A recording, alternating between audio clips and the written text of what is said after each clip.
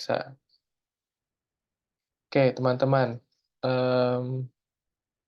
sebenarnya customer relation kita mulai ya, bismillahirrahmanirrahim. Sebenarnya customer relation management itu adalah bagaimana kita itu memaintenance atau merawat hubungan dengan pelanggan. Konteksnya ketika teman-teman membuat sebuah event yang namanya antariksa, customer relation management itu adalah alat, ya. Alat yang tepat untuk memahami dan membangun hubungan yang kuat dengan pelanggan. Gitu. Nah, alat ini itu seperti halnya ketika kita ingin memakan sesuatu, berarti kita membutuhkan alat makan. Ketika kita ingin meminum sesuatu, berarti kita membutuhkan alat minum. Nah, dan alat makan dan alat minum itu kan beragam juga bentuknya.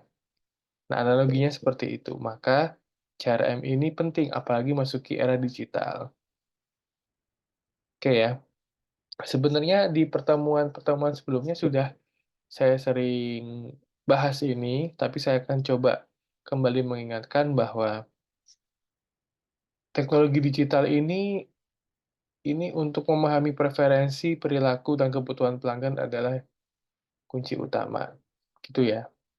Nah, taruhlah kita ambil studi kasus tentang workshopnya Antariksa besok pada tanggal 20 Juli di Universitas Aisyah Yogyakarta.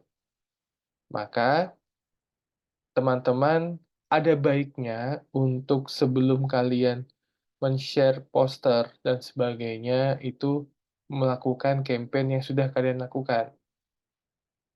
Tapi konteksnya sekarang khusus untuk workshop-nya. Nah, ini yang penting. Biasanya ada 4 cara untuk memetakan kebutuhan pelanggan. Nah, kalau dikaitkan dengan konteks workshop antariksa, aku cuma ngambil workshop-nya aja loh ini ya. Workshop antariksa berarti teman-teman wajib untuk melakukan keempat-empat ini. Pertama, riset pasar. Ya, ini melakukan riset pasar online untuk memahami tren dan perilaku pelanggan. Contohnya seperti apa? Contohnya adalah teman-teman melakukan observasi kepada kegiatan-kegiatan workshop sebelumnya yang pernah dilakukan dengan tema serupa. Gitu ya.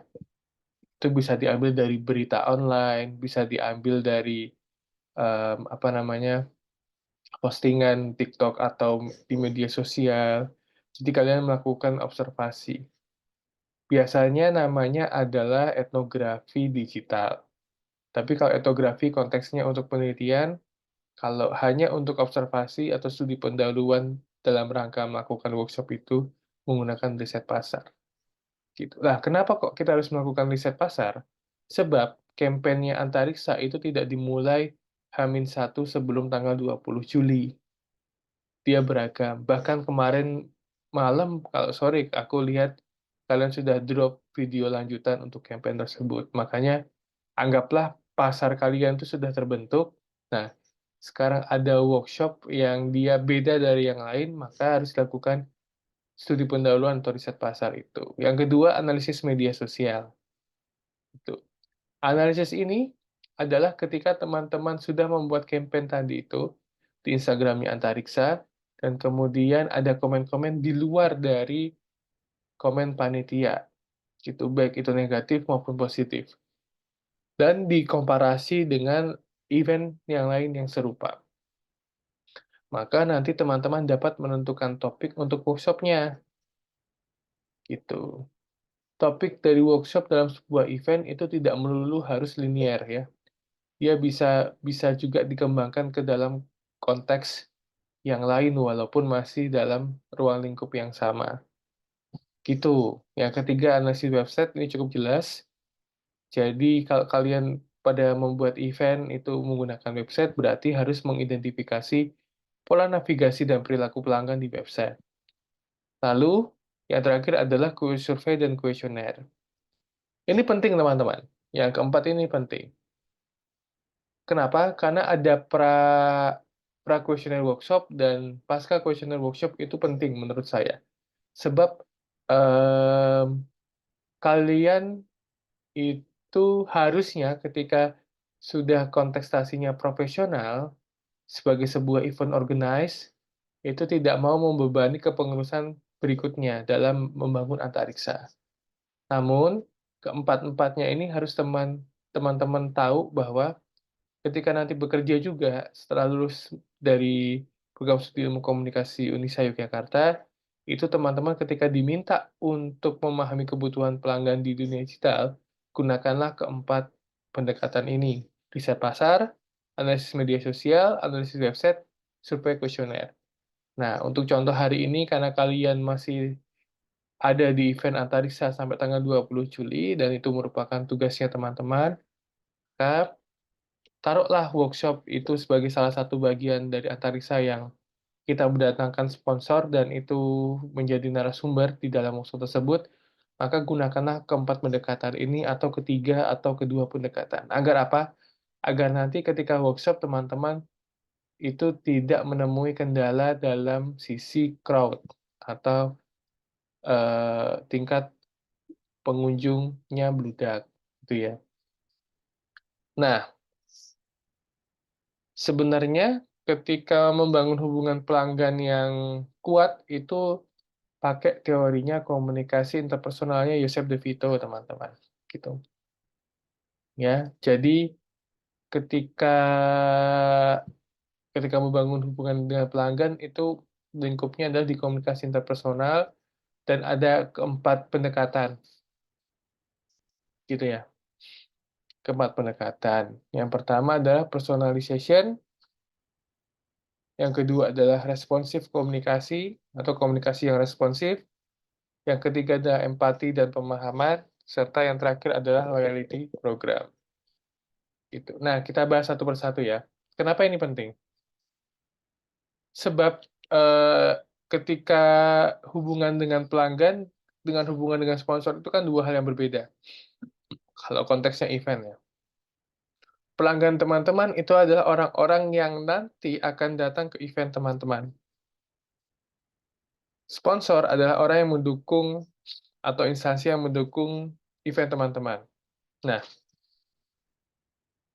kenapa harus dibangun secara personal? Sorry, itu gatal. Kenapa harus dibangun secara personal?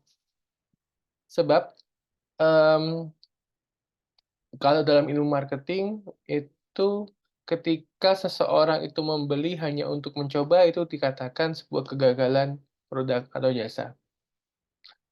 Orang itu harus bisa melakukan transaksi barang atau jasa itu lebih dari sekali, bukan hanya sekedar mencoba.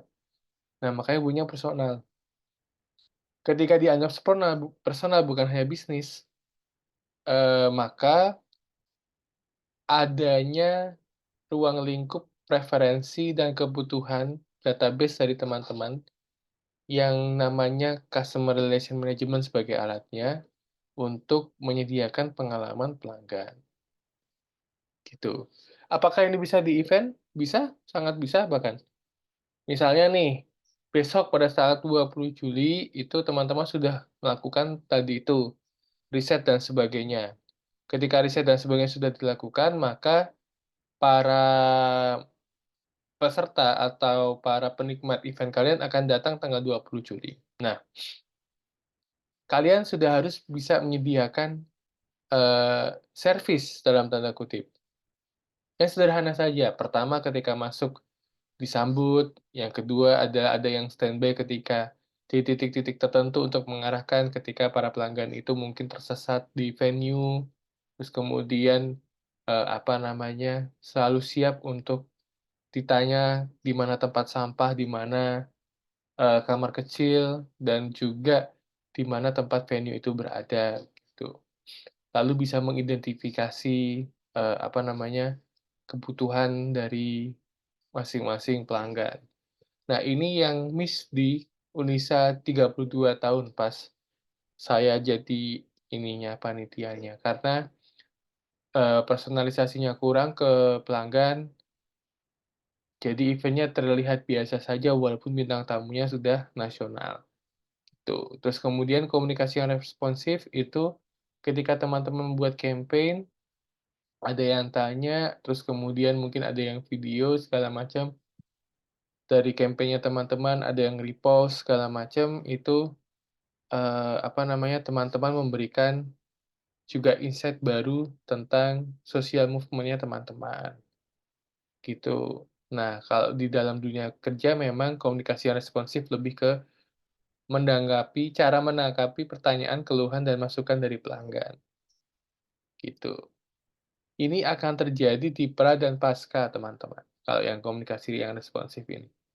Kita tidak menutup kemungkinan ketika nanti setelah selesai event ada yang, apa namanya, dia mengeluh, "Kok acaranya seperti ini? Kok acaranya, apa namanya, tidak tidak apa namanya, tidak prefer," dan sebagainya. Makanya komunikasi yang responsif diperlukan. Lalu ini cukup jelas, empati dan pemahaman, ya, jadi menunjukkan empati dan memahami kebutuhan serta kesulitan pelanggan. Yang terakhir adalah loyalty program. Nah, loyalty program ini biasa bentuknya paling paling sederhana adalah door prize. Nah, door prize itu nanti bentuknya bisa merchandise, bisa apa, ini yang harus dipikirkan teman-teman sebab, kita juga harus memikirkan tentang bagaimana si pelanggan tersebut itu setia.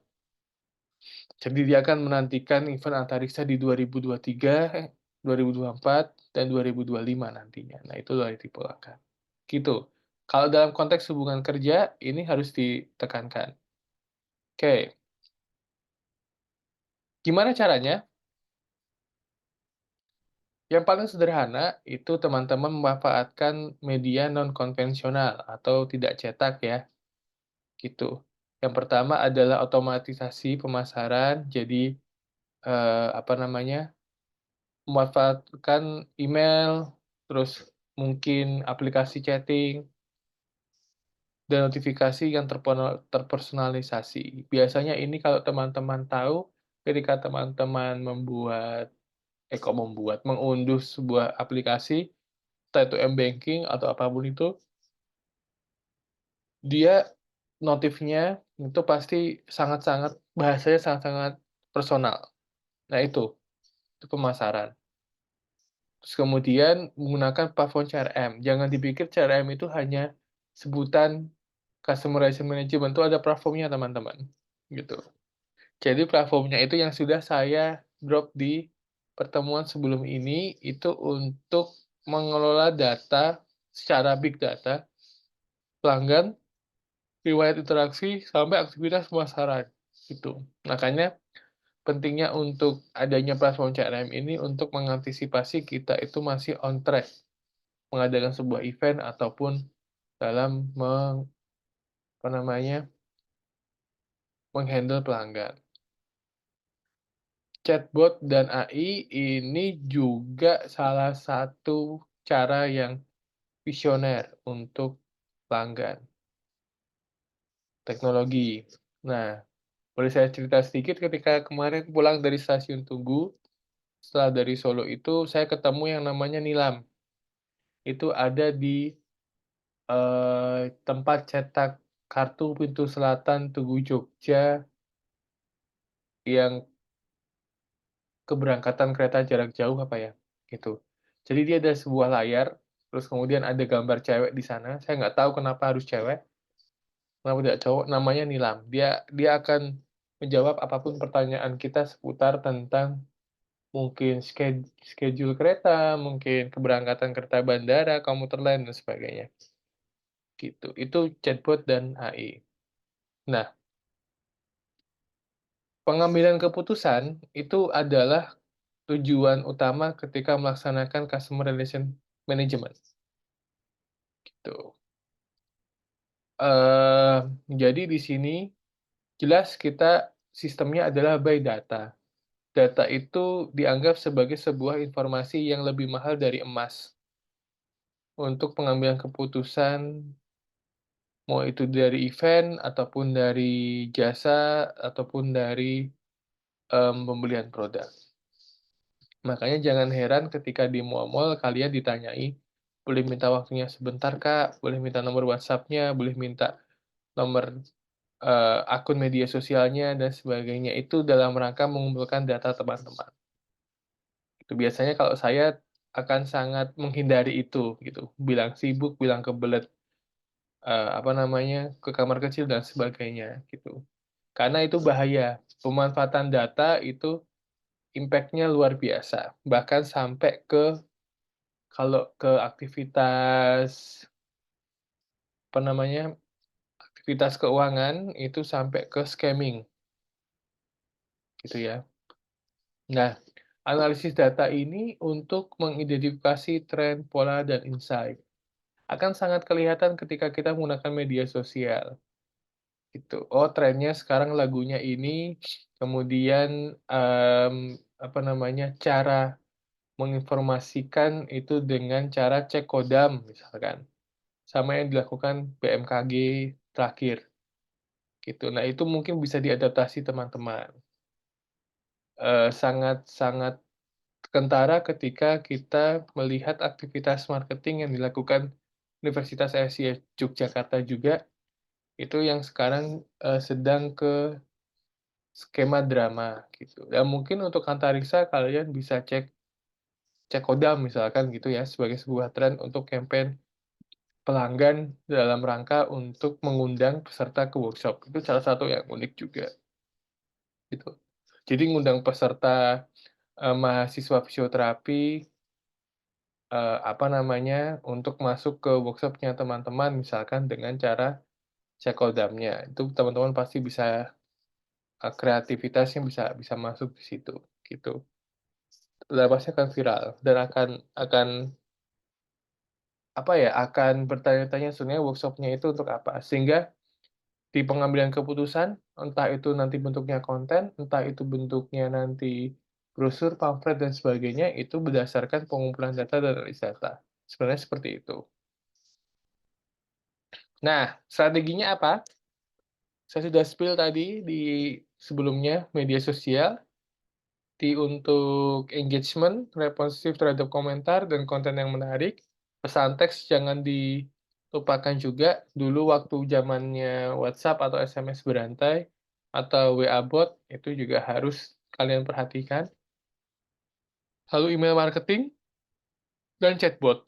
Sangat luar biasa ketika nanti teman-teman sudah menemukan venue workshop di Antariksa, terus misalnya di Baroro, terus kursinya kalian jual menggunakan email marketing, pesan teks. Jadi mereka harus booking dulu untuk hadir di workshop-nya kalian. Jadi kalian bisa melakukan pemetaan, wah ini crowd-nya penuh nih, gitu. Gitu, itu bisa juga dengan cara seperti itu. Chatbot juga bisa, agar kalian tahu, dan tidak berharap kepada kebijakan dari program studi ataupun fakultas ketika di tanggal 20 Juli itu. Ini merupakan antisipasi awal ketika kalian sudah tahu trennya. Seperti kemarin ketika Dea bilang bahwa, "Pak, kalau misalnya ini nanti ujiannya dipakai segala macam gini-gini." Nah, ketakutan-ketakutan tersebut itu yang harus diantisipasi dengan strategi komunikasi yang efektif. Strategi komunikasi yang efektif itu dengan pendekatan CRM tadi itu. Jadi kumpulin dulu datanya, analisis dulu datanya, kemudian ambil keputusan. Makanya saya kasih contoh, ketika teman-teman buat media sosial, sudah campaign-nya, terus kemudian memanggil mahasiswa tanggal 20 Juli itu untuk cek kodam misalkan di sosial media, terus baru teman-teman, minta data ke BKA mungkin atau kemana untuk data seluruh, ketua himpunan, ketua kelas, ketua angkatan, sehingga kalian bisa menggunakan pesan teks. Capek sih memang, cuman akan apa namanya, akan bagus ketika mereka bisa booking misalnya, "Hai, kamu diundang ke workshop antariksa tanggal 20 Juli di tempatnya ini, jam ini," gitu kan. "Apakah kamu akan datang? Jika datang, kami akan memberikan nomor kursi," misalkan seperti itu. Maka mereka udah booking duluan, gitu. Walaupun nanti pada pelaksanaannya akan banyak kursi kosong, tapi setidaknya teman-teman sudah bisa memetakan jauh-jauh hari berapa mahasiswa yang datang, sebelum kebijakan dari program studi atau fakultas itu diturunkan untuk ke workshop antariksa, misalkan seperti itu. Gitu teman-teman. Makanya mempertahankan ini sulit daripada merebut, gitu. Sangat sulit. Bahkan di level prodi atau fakultas juga sangat sulit. Yang pertama adalah program loyalitas, tadi bisa dia berupa insentif atau bisa door prize yang paling ringan, pelayanan pelanggan, responsif dan profesional, komunikasi yang berkelanjutan. Jadi menjalin komunikasi yang berlanjutan ini juga berat, gitu. Lalu pengumpulan umpan balik. Gitu. Maka kesimpulannya adalah sebenarnya CRM itu kunci membangun hubungan pelanggan yang kuat, apalagi eranya digital. Yang teman-teman lakukan tuh yang tadi, yang mempertahankan ini merupakan leveling ya. Jadi ketika program sudah diluncurkan, pelayanan pelanggan sudah dilakukan, maka komunikasi yang berkelanjutan dan pengumpulan umpan balik itu harus terpetakan, gitu. Ada aplikasinya teman-teman, tapi saya lupa namanya apa. Jadi terutama yang pengumpulan umpan balik untuk kita itu mengambil sebuah kebijakan. Contoh pada saat menterinya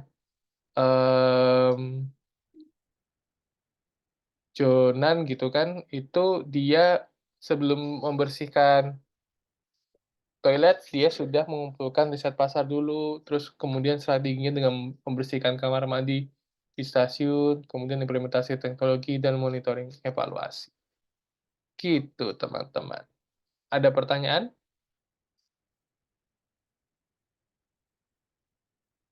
Sebelum ini akan berakhir, zoom-nya, ternyata saya pakai yang free. Oke, ada pertanyaan? Pak mau nanya Pak. Nah, baju baru nih. Ya, mau pamer ori. Sorry, sorry, sorry. Oke, oke, apa? Enggak. eh Ya itu Pak, pengumpulan massa. Apalagi kan itu kan jadi fokus kita sekarang kan, ngedatengin massa itu. Sebelum, maksudnya gini loh, maksud kuesioner pra dan pasca itu kan, eh kalau kuesioner yang tentang mereka mengendarai atau bla bla bla bla bla, itu kan ya udahlah riset kecil-kecilan kan Pak. Nah ini itu gimana Pak teknisnya Pak, kalau kita lakuin kuesioner yang mau nggak datang ke workshop, atau kalau ada workshop tertarik nggak bla bla bla bla tuh, eh, pasar kita kan bukan cuma mahasiswa ya. Nah, sebar ke eksternal tuh menurut Bapak gimana Pak? Oke, Cuman teknis aja sih. Mau minta pendapat ya, kali. jadi memang kalau ngadain workshop itu susah-susah gampang ya. Karena setiap event itu pasti akan melihat narasumber sebagai apa namanya konteks konteksnya itu marketingnya. Jadi narasumber itu sebagai salah satu senjata marketingnya. Oh, aku akan datang ketika yang ngomong Raditya Dika misalkan. Aku akan datang ketika yang ngomong selebritis dari ibu kota. Nah, itu salah satunya itu. Nah, dalam ilmu marketing itu poster daripada si event itu menjadi salah satu juga iklan yang menarik gitu. Jadi bagusnya poster itu juga menumbuhkan semangat untuk datang. Bagusnya poster loh ya, bukan dari narasumber. Nah, teknisnya ketika teman-teman ingin kuesioner pra atau pasca itu, teman-teman harus juga ya mungkin bisa bisa lewat apa namanya ide-ide kreatif. Contoh tadi itu yang ku bilang dari ketua himpunan, teman-teman nanti sebar chatbotnya Antariksa Workshop, terus kemudian nanti kalau ada reaksi ngubungin ke nomor ini, misalnya seperti itu, kayak MLM gitu, gitu. Atau langsung personal, Hai Kak, nama saya Dias Ilham, saya eh, panitia Antariksa 2024, maksud dan tujuan saya mengirim WhatsApp ini, nah itu kuesioner awal. Jadi tidak langsung apa namanya, tidak langsung hadir tidak hadir, tapi lebih ke personal gitu. Jadi kayak kamu WA ke temenmu atau WA ke pacarmu atau WA ke dosen, personal gitu. Gitu. Kenapa kalau misalnya tidak personal, yang terjadi adalah ya workshop-nya sepi. Banyak caranya, Dias. Aku juga masih harus berpikir ketika perangnya ini kan dengan UAS dan juga libur setelah UAS gitu. Itu kalian perangnya di situ. Tapi kalian pingin ada dari apa namanya mahasiswa Unisa gitu. Nah, saya nggak tahu apakah memungkinkan ketika nanti ditarik untuk yang SMA juga. Jadi nggak cuma mahasiswa tapi siswa SMA gitu. Untuk nambah-nambah atau multikultur, jadi umum semua boleh datang.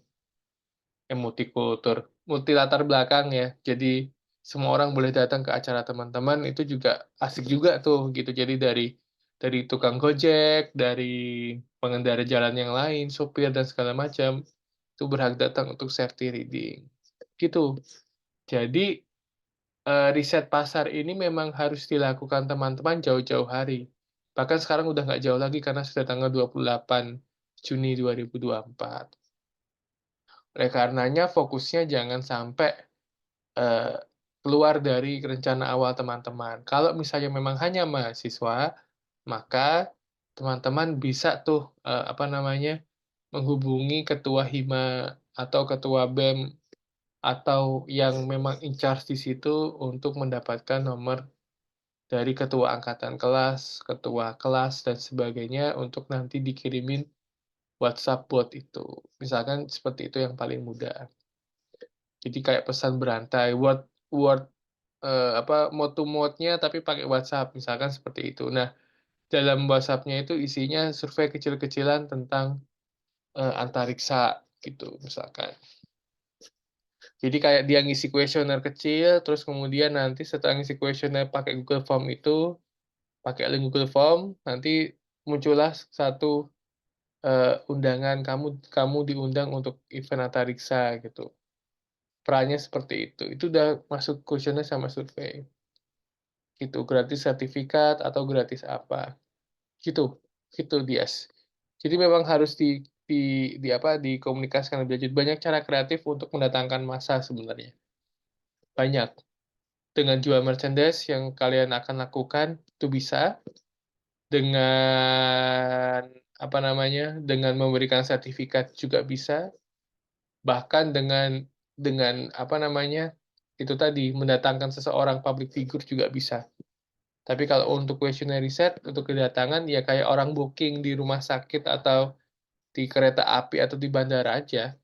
Kayak orang booking. Jadi kursinya itu udah di booking sama dia. Kayak dia mau nonton konser, ya booking gitu. Nah, caranya bagaimana? Saya pasrahkan ke teman-teman karena saya yakin kreativitas teman-teman lebih dari kami. Gitu.